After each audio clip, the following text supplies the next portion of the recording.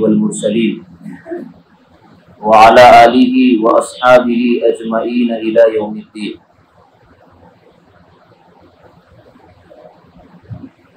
क़ाला सुब्हानहु व तआला फ़ी कलामिहिल मजीद व अऊज़ु बिल्लाहि मिनश शैतानिर रजीम। बिस्मिल्लाहिर रहमानिर रहीम।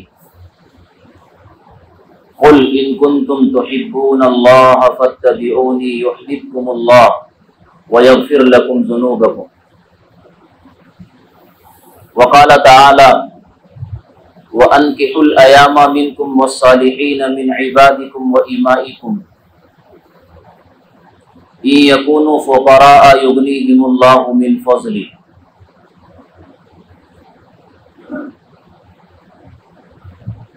सदक़ल्लाहुल अज़ीम। काबिल सद एहतराम बुजुर्गान मोहतरम, अजीजान मन, दोस्तों और बुजुर्गों,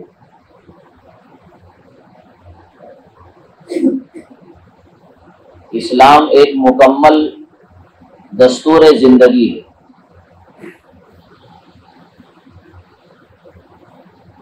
और इस्लाम के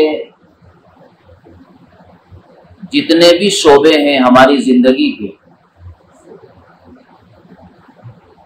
उसमें अल्लाह तबारक व तआला ने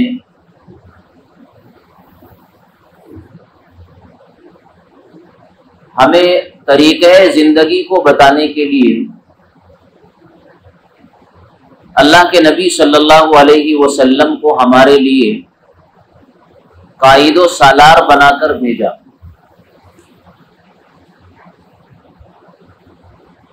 आप अलैहि सलातो वस्सलाम ने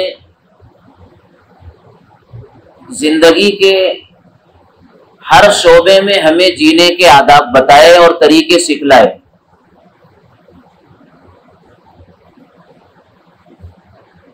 गोया आप अलैहि सलातो वस्सलाम की अमली और प्रैक्टिकली जिंदगी, जिसे हजराते सहाबा ने रिकॉर्ड किया और महफूज किया, वो कयामत तक आने वाले इंसानों के लिए नमूना, काबिले तकलीद और काबिले अमल बन गई।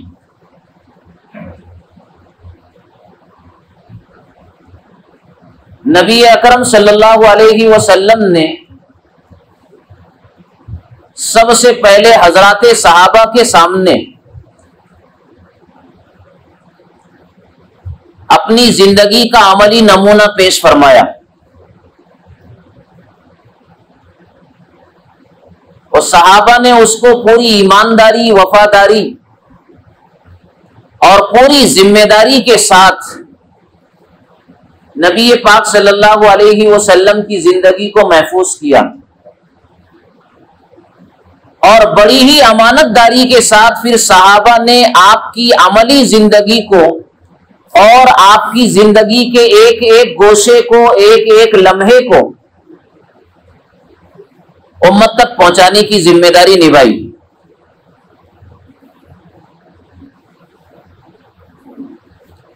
अब कयामत तक के लिए एक ही शख्सियत दुनिया में ऐसी है जिनकी जिंदगी और लाइफ और उनकी जिंदगी का, जिसको हम लाइफ स्टाइल कहेंगे, जीने का तरीका कहेंगे, वो कयामत तक सारे इंसानों के लिए नमूना है, आइडियल है, जिसको कुरान करीम में इस तरह बयान किया गया है, लक़द काना लकुम फी रसूलिल्लाहि उस्वतुन हसना। तुम्हारे लिए नबी की जिंदगी में नमूना है। जिंदगी के हर शोबे में अगर किसी को देख करके चलना है, किसी को देख करके अगर अपनी जिंदगी को आगे बढ़ाना है, किसी को देख करके अगर खुशी मनाना है, किसी की लाइफ और जिंदगी को देख करके अगर गम के औकात गुजारने हैं, किसी की जिंदगानी को अगर नमूना और आइडियल बना करके अगर अपनी निकाह वाली जिंदगी अगर गुजारनी है, अपने बच्चों की तरबियत वाली जिंदगी अगर गुजारनी है, किसी की जिंदगानी को एक हसीन और खूबसूरत अगर नमूना बना करके अगर अपनी बीवी और बच्चों के साथ अगर गुजारा करके कामयाब बन करके जीना है, तो मेरे और आपके आका जनाब मोहम्मदुर रसूलुल्लाह सल्लल्लाहु अलैहि वसल्लम की जिंदगी ही बस नमूना है, बाकी किसी की जिंदगी नहीं।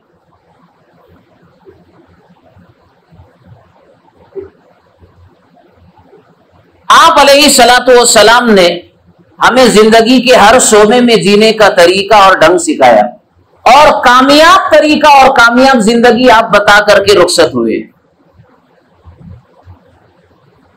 अब नबी के बाद तो और कोई नबी नहीं आएगा हमारे नबी के बाद, इसलिए सारा दीन मुकम्मल करना था अल्लाह ताला को, और नबी को दीन को मुकम्मल करके जिंदगी के हर शोबे तक और हर शोबे के अहकाम पहुंचाना था।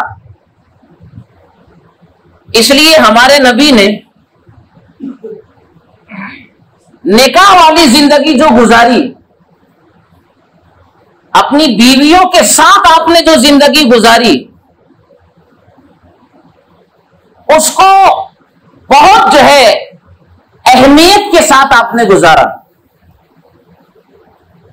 और बड़े एहतिमाम के साथ आपने उसको रिकॉर्ड करवाया, और सहाबा ने उसे रिकॉर्ड और महफूज किया।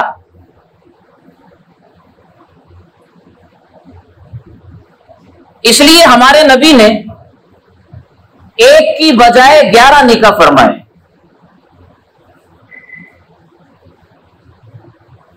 क्योंकि हर शोबे में दीन पहुंचाना था,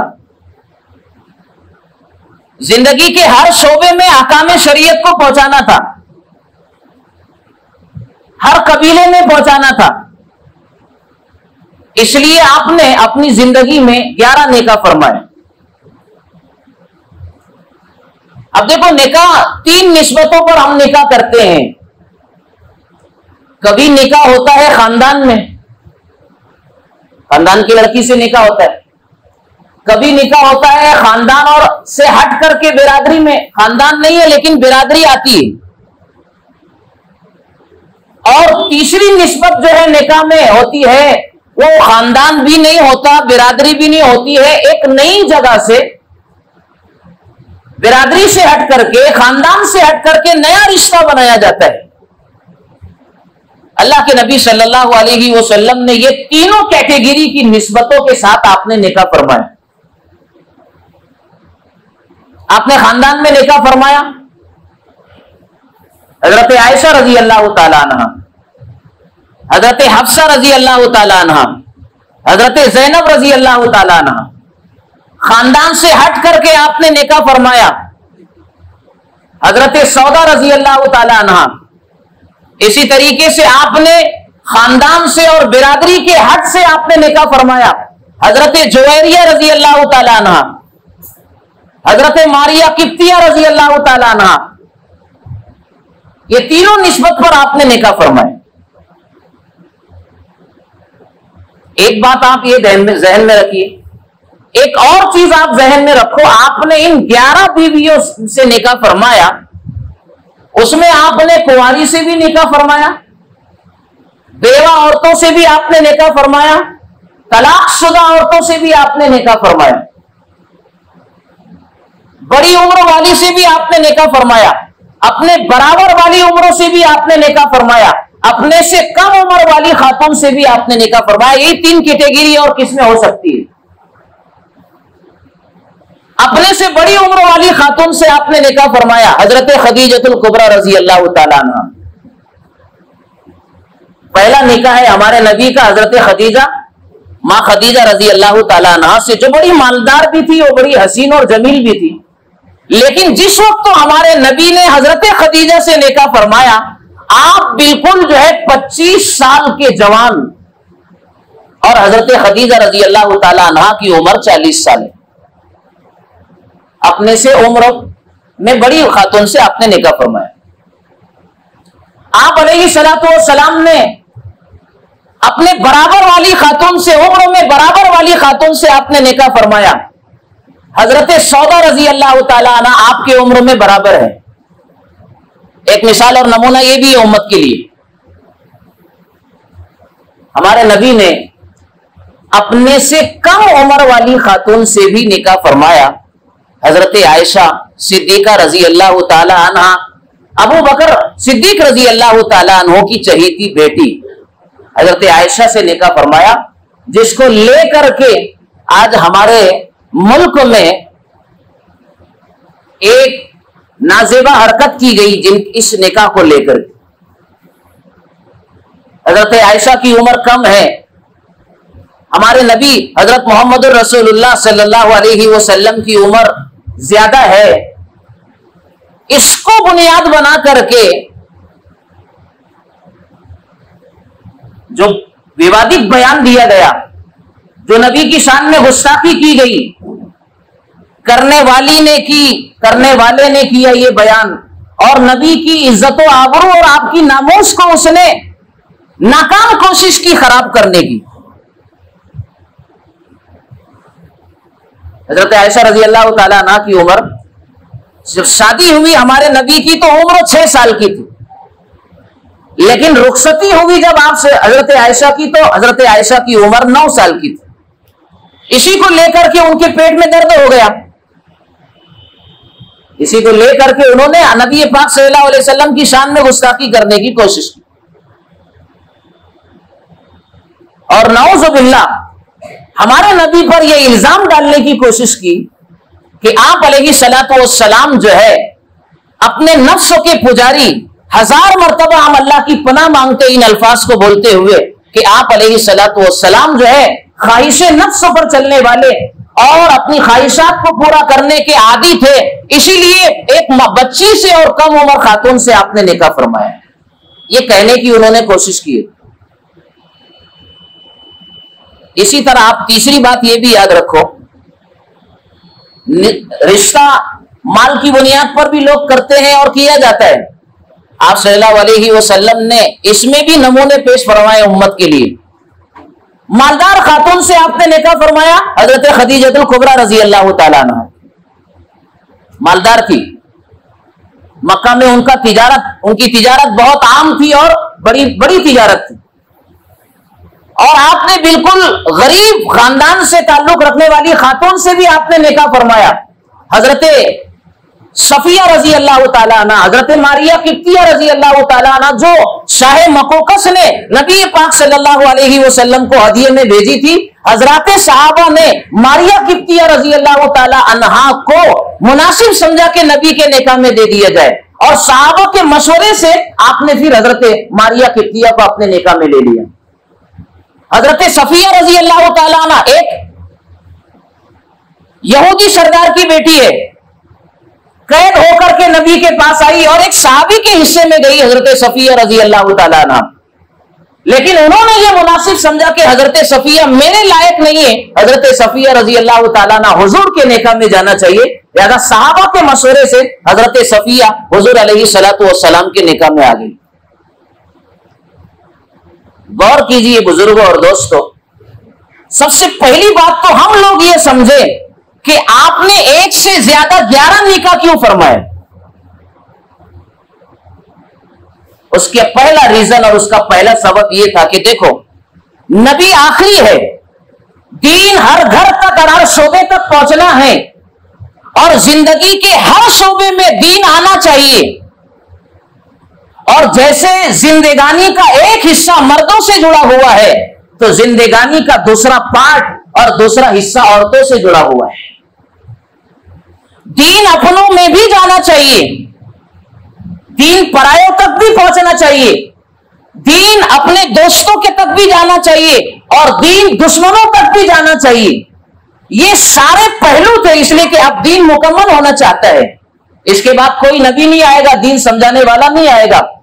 इस बुनियाद पर हजरत नबी करीम सल्लल्लाहु अलैहि वसल्लम ने कभी बिरादरी में शादी फरमाई ताकि दीन बिरादरी तक पहुंचे, कभी आउट ऑफ बिरादरी आपने रिश्ता फरमाया ताकि बिरादरी से हट करके मेरा दीन पहुंचे और दीन के अहकाम पहुंचे, और कभी आपने अपना खानदान और बिरादरी से हटकर बिल्कुल अजनबी घराने को रिश्ते के लिए आपने चुना ताकि अजनबियों तक मेरा दीन पहुंचे और वो खानवादा दीन से करीब आ जाए। तो कभी आपने दुश्मन की और सरदार और यहूदी की बेटी को अपनी शरीक हयात बनाया ताकि दुश्मन का दिल नर्म हो जाए और वो दीन से करीब आ जाए। ये बुनियादें थी। अब अगर नबी पाक सल्लल्लाहु अलैहि वसल्लम पर अगर नफ्स के गुलाम होने का और ख्वाहिशात को पूरा करने का अगर इल्जाम डालने वाले अगर डालते हैं, तो क्या उन्हें यह बात नजर नहीं आती है कि हमारे प्यारे आका हजरत मोहम्मदुर रसूलुल्लाह सल्लल्लाहु ताला अलैहि वसल्लम ने भरपूर जवानी में हजरत खदीजतुल कुबरा रजी अल्लाह ताला अन्हा से निकाह फरमाया है। आपकी उम्र 25 साल है और हजरत खदीजतुल कुबरा रजी अल्लाह ताला अन्हा की उम्र मुबारक 40 साल है। ये डिफरेंस और ये फर्कों को लेकर तो हमारे नबी की तारीफ करना था ना उन्होंने। फिर जिन्हें यह नजर आता है कि नबी ने हजरत आयशा से 9 साल वाली खातून को अपने निकाह में लाया, तो उन्हें यह नजर नहीं आता है कि आप अलैहिस्सलातु वस्सलाम ने भरपूर ताकत के जमाने में। और याद रखो, हमारे नबी को अल्लाह ताला ने जन्नत के 100 मर्दों की ताकत अता फरमाई है। जिस्मानी तौर पर, आप फिजिकली तौर पर और मेंटली तौर पर, दिमागी और जिस्मानी तौर पर अल्लाह ताला ने आपको इतना फिट बनाया था, इतना परफेक्ट बनाया था कि जन्नत के 100 मर्दों की ताकत हमारे नबी को दी गई और जन्नत के 1 मर्दों की ताकत दुनिया के 100 मर्दों की ताकत के बराबर है। तो आप अगर 100 को इसमें जर्ब दे देंगे तो गोया हमारे नबी को 4000 मर्दों की, दुनिया के 4000 मर्दों की ताकत थी। ये नबी के एक से ज्यादा शादी को लेकर के जो एतराज करते हैं उसका जवाब है कि 4000 मर्दों की दुनिया के ताकत रखने वाला इंसान, उसको तो कम से कम 400 बीवियां करना चाहिए था, उन्हें तो कम से कम 200 बीवियां करना चाहिए था। जिसको अल्लाह ताला ने मेंटली तौर पर इतना आला बनाया था, जिसको फिजिकली तौर पर और जिस्मानी तौर पर अल्लाह ताला ने इतना फिट बनाया था, लेकिन उसके बावजूद ऐसा महान ताकत वाला इंसान, उन्होंने सिर्फ और सिर्फ 11 बीवियां की। और उसकी बुनियाद मैं आपको पहले बता दिया, ताकि मेरा दीन अपनों में जाए, मेरा दीन बिरादरी से हटकर जाए, मेरे दीन के अहकामात लाए हुए वो अजनबियों तक पहुंचे और मेरा लाया हुआ दीन दुश्मनों की दहलीज तक भी पहुंचे और दुश्मनाने इस्लाम निकाह की बुनियाद पर इस्लाम से करीब आ जाए। आपके पास निकाह एक से ज्यादा करने की बुनियाद ये थी, ना कि ख्वाहिश को पूरा करना।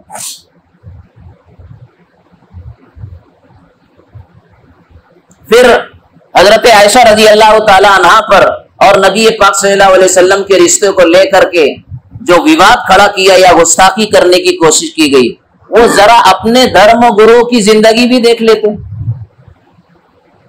अपने धर्म और अपने मजहब की पवित्र और मुकद्दस शख्सियात का भी जरा हिस्ट्री और मुताला कर लेते अपनी किताबों में। लिखा है, तारीख है और बिल्कुल जो है फिट तारीख है और बिल्कुल सही है कि सीता जी की उम्र जब राम जी ने उनके साथ शादी की तो सिर्फ और सिर्फ 6 बरस की थी। अगर ये इतराज हमारे नबी के ऊपर अगर करते हो तो ये इतराज तो पहले तुम्हारे धर्म गुरु पर होता है। हम नहीं कह रहे, ये बात खुद आपकी किताबों के अंदर ये बात लिखी हुई है। और इससे आगे बढ़ जाओ, राम जी के भाई लक्ष्मण जी थे और उनकी बीवी जो है उर्मिला है। उर्मिला जी की शादी, लक्ष्मण की जो शादी, दोनों की जो उम्र में डिफरेंस है और जो फर्क है वो इससे भी कम अंतर है। क्यों? इसलिए कि उर्मिला सीता जी की छोटी बहन थी और लिखा है उनकी किताबों में कि जिस दिन राम जी की शादी हुई है उसी दिन जो है लक्ष्मण की भी शादी हुई है। और जब सीता जी की उम्र राम जी से शादी करने के वक्त 6 साल की है तो उर्मिला सीता जी से उम्र में कम है। पता चला कि लक्ष्मण और उर्मिला जी का और भी ज्यादा डिफरेंस और फर्क है निकला। अब यहां क्या कहूंगी, अगर एतराज हमारे नबी की जिंदगी पर इस डिफरेंस और फर्कों को लेकर अगर तुम करते हो तो फिर अपने मजहब की मुकद्दस शख्सियत के बारे में तुम्हारा अपना क्या ख्याल रहेगा। लेकिन हम ये बात नहीं कहते हैं। हमारा इस्लाम और हमारा धर्म किसी भी मजहब के किसी भी इंसान की और मुकद्दस शख्सियत के बारे में बुरा भला कहने की और उनका अपमान करने की और उनकी इज्जत व आबरू में किसी तरह की कोई विवादित बात कहने की इस्लाम इजाजत नहीं देता है। कुरान करीम में बाकायदा साफ कहा गया है, ला तसुब्बुल्लज़ीना यदऊना मिन दूनिल्लाह फयसुब्बुल्लाह अदवन बिगैरि इल्म। ईमान वालों, अल्लाह ताला अपने कुरान में तमाम इंसानों से और बतौर खास ईमान वालों से कह रहे हैं, तुम उन लोगों के माबूदों को बुरा भला मत कहो जो इस्लाम से हटकर जिंदगी गुजारते हैं। अल्लज़ीना यदऊना मिन दूनिल्लाह, जो अल्लाह के अलावा और खुदाओं को मानने वाले और ताकतों को अपना जो है भगवान और अपना ईश्वर और खुदा मानते हैं, उन लोगों को तुम बुरा भला मत कहो। इस्लाम इससे रोक रहा है हमको, हम नहीं कहते ये बात। अब इस्लामी नुक्ता नजर क्या है शादी की उम्र के सिलसिले में, जरा उसको भी समझना है। देखो, हम लोगों को कोई भी वाकया हो जाए सब्र से और थोड़ा अपने आप को खामोश रखने की जरूरत है। सोशल मीडिया का गलत इस्तेमाल करने की वजह से इस वक्त तो हम लोग बहुत सारी मुसीबत में पड़ रहे हैं। हमारा नौजवान इस वक्त 2-4 क्लिप्स इधर उधर की देख लेता है, उसको किताब का नॉलेज नहीं होता है, उसको डीप का पता नहीं होता है, गहराई से उसे मज़ाहिब का मुताला और स्टडी नहीं होती है, और वो 2-4 क्लिप्स इधर उधर की देख करके सुन करके कोई ऐसी बात सोशल मीडिया पर अपलोड कर देता है और डाल देता है जो उसके लिए सिर्फ नहीं बल्कि पूरी उम्मत के लिए और पूरी मुस्लिम कम्युनिटी के लिए उसकी बात एक मुसीबत का खेमा और जरिया बन जाती है। इसलिए खामोश रहना सीखे हम लोग। इस्लाम का नुक्ता नजर क्या है उसको समझे। किसी को खामोश करने के लिए या किसी के एतराज का जवाब देने के लिए हमारे पास मुताला भी तो चाहिए, हमारे पास फुल स्टडी भी तो चाहिए, गहरी वाकिफियत और मालूमात भी तो चाहिए। मालूमात और मुताला और स्टडी के बगैर हम मुल्क में किसी भी आदमी के एतराज का समाधान नहीं कर सकते हैं और उसे मुतमईन नहीं कर सकते हैं। इसलिए जबान ना खोलो। बहुत सारे लोगों को टीवी चैनल पर डिबेट में आने का बड़ा शौक हो गया है, डिबेट में आने का बड़ा शौक हो गया है। एतराज उधर से होता है, जवाब देने वाला मुस्लिम स्कॉलर होता है, मुस्लिम स्कॉलर नुमा होता है, स्कॉलर नहीं होता है। वो जवाब देने में कमजोर पड़ता है, वो ढीला मीला जवाब देता है, वो कमजोर सा जवाब देता है इस्लाम पर, नबी की शख्सियत पर होने वाले एतराज का। और फिर पूरा मुल्क नहीं, पूरा विश्व और पूरा वर्ल्ड उसको देखता है, तो ये समझा जाता है कि इस्लाम पर होने वाले एतराज का और नबी की जात पर होने वाले एतराज का धर्म इस्लाम के पास और उनकी पुस्तक और किताबों में इसका कोई मजबूत जवाब नहीं है, ऐसा समझा जाता है। इसलिए कि देने वाला जवाब बड़ा कमजोर है, उसको बैठाया गया इसलिए। अब जरा समझो इस्लामी नुक्ता नजर क्या है निकाह की उम्र के सिलसिले में। इस्लामी नुक्ता नजर यह है कि जब बच्ची फिजिकली तौर पर, लड़की फिजिकली तौर पर, जिस्मानी तौर पर, मेंटली यानी दिमागी तौर पर जब फिट हो जाए, बालिग हो जाए और ख्वाहिशात का एक सिलसिला उसका आने लगे और दिमागी तवाजुन उसका बैलेंस बरकरार हो, ये 2 चीज जब किसी खातून के अंदर में पैदा हो जाए, हमारी शरीयत ये कहती है कि वो निकाह कर सकती है, उसके साथ निकाह किया जा सकता है। अब जरा इस पर गौर करो। इस बात पर हजरत आयशा सिद्दीका रजी अल्लाह तआला अन्हा की उम्र जब रुखसती हो गई तो 9 साल की थी। आज इस वक्त 9 साल की खातून और बच्ची के ताल्लुक से दुनिया के बड़े बड़े साइंसदानों और साइंटिस्ट लोगों के पास या माहिरीन नफ्सियात के पास, साइकोलॉजी के जो है सब्जेक्ट के माहिरीन के पास अगर आप ये बात रखेंगे तो वो इस बात को तस्लीम करते हैं कि 9 साल की उम्र में कोई भी बच्ची यानी बच्ची जो है वो फिजिकली तौर पर, जिस्मानी तौर पर और मेंटली तौर पर यानी दिमागी तौर पर एबल हो सकती है, तैयार हो सकती है, यानी उससे शादी की जा सकती है। साइंस से इसको मानती है। अच्छा, 9 साल ही में हो जाए ऐसा नहीं। हाँ, एक बात और सुन लो, इससे कम उम्र में अगर कोई बच्ची फिजिकली तौर पर, जिस्मानी तौर पर अगर उसको ख्वाहिश और दिमागी तौर पर अगर वो बिल्कुल जो है फिट हो जाए, अगर इससे कम उम्र यानी 9 उम्रों से कम अगर ऐसा मामला हो तो फिर सवाल खड़ा किया जा सकता है और यह शक का मसला है कि इसके साथ ऐसा क्यों किया हो गया है, अब उसको इलाज की जरूरत है। और यह चीज जिन इलाकों में लोग रहते हैं इस एतबार से ये एज और ये उम्र बदलती है। अमेरिका में शादी की उम्र 16 साल, शादी की उम्र तय की गई 16 साल। उससे कम उम्र में अगर कोई शादी करेगा तो वहां पर उसके कानून के एतबार से जो है वो इलीगल मानी जाएगी। अब अमेरिका ही की एक रियासत है टेक्सास, 50 तकरीबन रियासतें हैं अमेरिका की, उसमें एक रियासत जो है टेक्सास है। वहां पर उसी मुल्क अमेरिका ही की एक रियासत फर्क पड़ गया, शादी करने की एज और उम्र 14 साल करार दी गई। चीन अगर जाएंगे आप तो शादी की उम्र 21 साल। रोमन अंपायर जो हजरत नबी करीम सल्लल्लाहु अलैहि वसल्लम से पहले का जमाना है, रोमन अंपायर ईसाइयों का जमाना, कैसर और किसरा का जमाना, कैसर रूम नबी पाक सल्लल्लाहु अलैहि वसल्लम से पहले, वहां पर शादी की उम्र 14 साल। और जो शरीफ घराने की खातून होती थी उनके यहां वो 12 साल की उम्र में शादी कर लेती थी, क्योंकि फिजिकली तौर पर और मेंटली तौर पर, जिस्मानी तौर पर और ख्वाहिशात के एतबार से वो शादी के लायक अपने आप को समझती है, समाज भी समझता है। 12 साल की उम्र में शादी कर दी जाती थी। इसकी एक मिसाल मैं आपको देता हूं। हजरत मरियम रजी अल्लाह ताला अन्हा जो कायनात की एक पाकदामन खातून गुजरी है, जिन्हें अल्लाह ताला ने मौजज़ाती तौर पर और करामाती तौर पर जो है हजरत ईसा अलैहिस्सलातु वस्सलाम बगैर शादी के हजरत मरियम को आ गए। हजरत मरियम से हजरत ईसा आए बगैर शादी के। हजरत मरियम रजी अल्लाह ताला अन्हा ईसाइयत से उन लोगों का यानी हजरत ईसा अलैहिस्सलाम के मानने वाले हजरत मरियम को भी खुदा कहते हैं। बहरहाल हजरत मरियम रजी अल्लाह ताला अन्हा को जब जो प्रेग्नेंट हुई और उनको दर्द ज़य आया तो उनकी उम्र सिर्फ वो 13 साल थी। तो कहां एतराज करोगे, किस मजहब पर एतराज करोगे?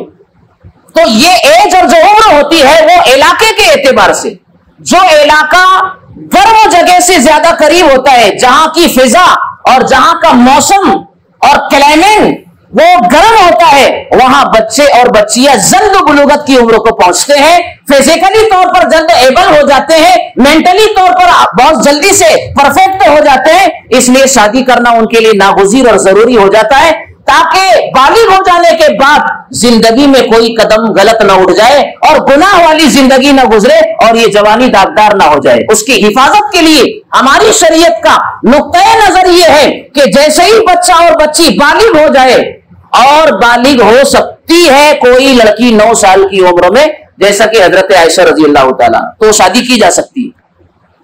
अब रहा मसला हमारी गवर्नमेंट का कि भाई 18 में आप जो है वोट देने के काबिल बनेंगे, इससे हमारे इस्लामी नुक्ते नजर का कोई ताल्लुक नहीं है। वोट देने की एज जो गवर्नमेंट ने 18 साल तय की है, शादी करने की उम्र से इसका कोई ताल्लुक नहीं है। अब तो बढ़ा करके शादी की उम्र हमारी सरकार ने 21 कर दी। तो क्या 21 से पहले और 12 या 13 साल के बाद अगर कोई बच्ची बालिग हो जाती है, 9 साल के बाद अगर कोई लड़की बालिग हो जाती है, तो क्या इस वक्त से लेकर 21 साल तक वो अगर उसको जरूरत है शादी की, तो क्या वो गुनाह वाली जिंदगी गुजारेगी? अब एक बात और गौर करो, मैं आपको ये मवाद और ये आपको जो मैं बातें कह रहा हूं, आप किसी को मुतमईन कर सकते और समझा सकते हैं, बहस करने की जरूरत नहीं है। दलील के साथ और इत्मीनान के साथ ये बात उसके जहनो दिमाग में आप डालिए कि नबी पाक अलैहिस्सलातु वस्सलाम अगर नफ्स की ख्वाहिश को पूरा करने के अगर आदमी थे, नऊज़ बिल्लाहि मिन ज़ालिक, तो फिर 6 साल की उम्र में तो हजरत आयशा से शादी हो गई थी। फिर 3 साल आपने इंतजार क्यों किया? इस पॉइंट पर गौर कीजिए। 3 साल आप रोके, 3 साल के बाद रुखसती हुई, शादी तो 6 में हो गई थी। पता चला कि हजरत आयशा सिद्दीका रजी अल्लाह ताला अन्हा फिजिकली और जिस्मानी तौर पर अभी परफेक्ट नहीं हुई थी और वह उम्र में नहीं आई थी, इसलिए आप सल्लल्लाहु अलैहि वसल्लम ने 3 साल का बोलो इंतजार किया, ताकि किसी तरह का कोई जुल्म किसी मासूम के साथ ना होने पाए और वो जिस्मानी तौर पर भी और दिमागी तौर पर भी परफेक्ट और एबल हो जाए शादी के लिए और निकाही जिंदगी गुजारने के लिए। इसलिए आप अलैहिस्सलातु वस्सलाम ने 3 साल इंतजार किया। एक पॉइंट ये समझने का है। और दूसरी बात ये भी समझो कि 3 ही साल क्यों इंतजार किया। बहुत अहम बात कहने जा रहा हूं मैं। 3 ही साल क्यों आपने इंतजार किया? 6 साल की उम्र में शादी हो गई, 9 साल में आपकी रुखसती करवाई गई हजरत आयशा की, तो 3 साल से ज्यादा भी 4 साल 5 साल और 6-7 साल तक इंतजार कर सकते थे। हजरत आयशा 14 और 15 की हो जाती, फिर रुखसती करते, निकाह वाली जिंदगी गुजारते। ऐसा भी हो सकता था, ऐसा क्यों नहीं किया? उसका जवाब ये है, आप गौर करो, बहुत मजबूत जवाब मैं आपके हवाले करने जा रहा हूं। हमारे नबी ने एक ही खातून तो ऐसी थी जो कुंवारी थी, हजरत आयशा रजी अल्लाह ताला। बाकी जितनी खवातीन से आपने निकाह फरमाया उसमें कुछ बेवा है, कुछ मुतल्लका है, यानी कुछ ऐसी थी जिनके शौहर का इंतकाल हो गया, और कुछ खवातीन हमारी माएँ आपकी जो बीवी है वो ऐसी हुई जिनके शौहर ने उन्हें तलाक दे दिया था। यानी गोया एक हजरत आयशा के अलावा आपकी सारी बेगमात और बीवियां सब मुतल्लका और बेवा थी, यानी शादीशुदा थी। सिर्फ हजरत आयशा रजी अल्लाह ताला अन्हा कुंवारी। अब क्या कहोगे? ख्वाहिश पूरा करने वाला इंसान सिर्फ एक कुंवारी से शादी करेगा, बाकी सारी बेवा लाएगा? तो मैंने जो सवाल आपके सामने रखा उसका जवाब अब सुनिए कि आपने 3 साल के अलावा 4, 5, 6 साल इंतजार क्यों नहीं किया ताकि 14 और 15 की हो जाती? उसका जवाब मेरे भाइयों इतना बेहतरीन है। जवाब यह है कि आप अलैहिस्सलातु वस्सलाम चाहते थे कि मेरे घर में अब एक ऐसी खातून आना चाहिए जिसने बाहर के माहौल को बिल्कुल कबूल न किया हो, जो बाहर के माहौल से बिल्कुल मुतासिर ना हुई हो, जिसकी कोई जाती तहजीब ना हो, जिसका अपना कोई कल्चर ना हो, जिसका अपना जाती कोई नजरिया और ख्याल ना हो। एक ऐसी खातून मेरे निकाह में आना चाहिए जो मेरे नजरियात, मेरे ख्यालात, मेरा कल्चर, मेरा तरीका, मेरा दीन एक्सेप्ट करे और उसी को उम्मत में फैलाए। एक ऐसी खातून की जरूरत थी, क्योंकि बाकी तो सब दूसरे घरानों से आई थी। कोई यहूदी घराने से, कोई गुलामी की जिंदगी गुजार कर आई थी, कोई मालदार घराने से आई थी, कोई फकीरी की जिंदगी गुजार कर आई थी, कोई पहले शौहर के साथ जिंदगी बिता करके नबी के पास आई थी। नबी चाहते थे कि मेरी निजी जिंदगी, मेरी पर्सनल लाइफ उम्मत तक जाए, मेरे शबो रोज कैसे गुजरते हैं।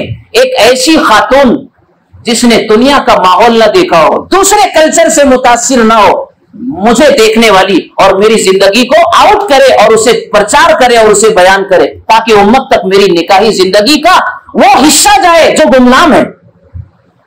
अब गौर करो नबी का ये मकसद कैसे पूरा हुआ। हुजूर पाक सल्लल्लाहु अलैहि वसल्लम खुद फरमाते हैं, खुज़ू मिन हाज़िहिल हुमैरती सुलुसैद दीन। हुमैरा हजरत आयशा रजी अल्लाह तआला अन्हा की कुन्नियत थी। तो आपने कहा, सहाबा से खिताब करते हुए आपने फरमाया, खुज़ू मिन हाज़िहिल हुमैरती सुलुसैद दीन, मेरी हुमैरा यानी आयशा से दीन का 2/3 इल्म हासिल करो। गौर कीजिए मेरे भाइयों, हजरत आयशा जब नबी के पास 9 साल की उम्र में ज़ौजा और वाइफ और बीवी बन करके आई, वहीं पर हजरत आयशा एक मासूमाना जिंदगी लेकर के बाहर के माहौल से मुतासिर हुए बगैर शागिर्दा और मुताल्लिमा सीखने वाली बनकर के आई। और जब नबी पाक सल्लल्लाहु अलैहि वसल्लम का विसाल हुआ तो हजरत आयशा रजी अल्लाह ताला अन्हा की उम्र 18 साल की थी जब आप इंतकाल किए। गोया कितना जमाना पाया नबी की जिंदगी का? 9 साल, सिर्फ 9 साल। उसके बाद तो 58 साल आप जिंदा रही, लेकिन नबी के साथ जो सोहबत हुई वो 9 साल। इस 9 साल की उम्र में हजरत आयशा रजी अल्लाह ताला अन्हा, जिन्हें अल्लाह ताला ने बड़ी ज़हानत, बड़ी बसीरत और बड़ी जो है फतानत अता फरमाई थी और अपने शौहर का के मिजाज को समझने वाली बनाया था, इतने अदब व एहतराम के साथ नबी से नबी की जिंदगी को सीखा। आपकी रातों को हजरत आयशा ने देखा, आपके दिन को हजरत आयशा ने देखा, आपके खुशी के मौके को हजरत आयशा ने देखा, गमी के मौके को हजरत आयशा ने देखा। और हजरत आयशा के पास इस अदब व एहतराम की बुनियाद पर इतना इल्म आया कि हुजूर फरमा रहे हैं, मेरी आयशा यानी हुमैरा से दीन का 2/3 इल्म हासिल करो। क्या मतलब हुआ इसका? एक पूरे दीन को 3 हिस्सों में तकसीम किया जाए तो 1/3 एक हिस्सा यानी 1/3 1/3 हिस्सा सारे सहाबा में इल्म का बटा हुआ है, और 2/3 और 2 हिस्से पूरे दीन के 2 हिस्से हजरत आयशा के पास इल्म मौजूद है। इसीलिए रावियान हदीस कहते हैं और मुहद्दिसीन कहते हैं कि बड़े बड़े सहाबा हजरत आयशा सिद्दीका रजी अल्लाह तआला अन्हा से पर्दे के अंदर पर्दे के पीछे से बड़े बड़े फतवे और मसले पूछा करते थे। यह उम्मत तक मसाइल पहुंचाना था हजरत आयशा रजी अल्लाह तआला अन्हा के जरिए से। इतना इल्म हजरत आयशा को इसकी बुनियाद पर आया। तो ये मकसद था आप सल्लल्लाहु अलैहि वसल्लम का हजरत आयशा रजी अल्लाह तआला अन्हा से निकाह करने का कि ऐसी खातून भी मेरे निकाह में आना चाहिए। तो मेरे भाइयों, हजरत आयशा रजी अल्लाह तआला अन्हा तो इतनी पाकदामन खातून थी कि आप अलैहिस्सलातु वस्सलाम ने एक मर्तबा सफर में लेकर के गए। और सफर कौन सा है? जिहाद वाला सफर है। कितना अहम है। वापसी के मौके पर जो है हार गुम हो गया, ढूंढने के लिए लग गए। तफसील का वक्त तो खत्म हो गया। हार ढूंढने के लिए लग गए, मगरिब और ईशा जो पानी था उससे पढ़ लिए, रात वहीं गुजारे। रास्ते में हार ढूंढते ढूंढते देर हो गई, रात हो गई, वहीं पड़ाव डाल दिया। फजर की नमाज के वक्त तो पानी नहीं है, सहाबा परेशान है। और सहाबा इकराम हजरत अबू बकर सिद्दीक से कह रहे हैं कि तुम्हारी बेटी की वजह से ऐसा हुआ। हजरत आयशा अबू बकर की बेटी और उनका हार गुम हो गया। ढूंढने में आपने सबको तलाश में लगा दिया, देर हो गई, रात वहीं गुजारना पड़ी। अब क्या करे? मगरिब ईशा तो वजू से पढ़ ली, फजर के लिए पानी नहीं है। हुजूर पाक सल्लल्लाहु अलैहि वसल्लम के पास हजरत अबू बकर सिद्दीक आए और कहा, या रसूल अल्लाह, बड़ा मसला आ गया। कहा कि क्या है? पानी नहीं है, वजू और नमाज का टाइम है, नमाज चली जाएगी। अल्लाह के नबी सल्लल्लाहु अलैहि वसल्लम आसमान की तरफ देख रहे हैं।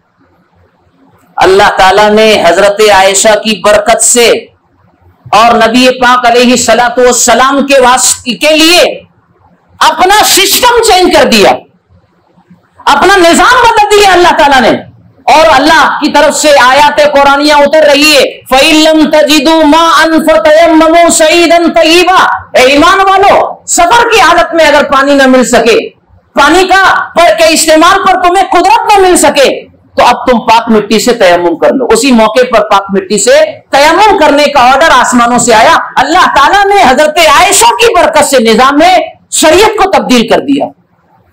जो लोग हजरत अबू बकर सिद्दीक को ताने दे रहे थे, वो आकर कहने लगे, अबू बकर, ये तुम्हारे घराने की पहली बरकत नहीं है। ऐसी बरकतें तो इस उम्मत ने आपसे इससे पहले भी उठाई है। ये बरकत हजरत आयशा रजी अल्लाह तआला अन्हा के जरिए उम्मत को मिली कि उम्मत में तयम्मुम जारी हो गया उस जमाने से। अब आखिरी बात कह रहा हूं, 2 बातें। हजरत आयशा सिद्दीका रजी अल्लाह तआला अन्हा वो खातून है जो खातून को ये शरफ मिला कि 1,24 अंबिया अलैहिमुस्सलातु वस्सलाम कमोबेश में कोई नबी ऐसा नहीं है कि जिस नबी का इंतकाल और विसाल उसकी बीवी की गोद में हुआ हो।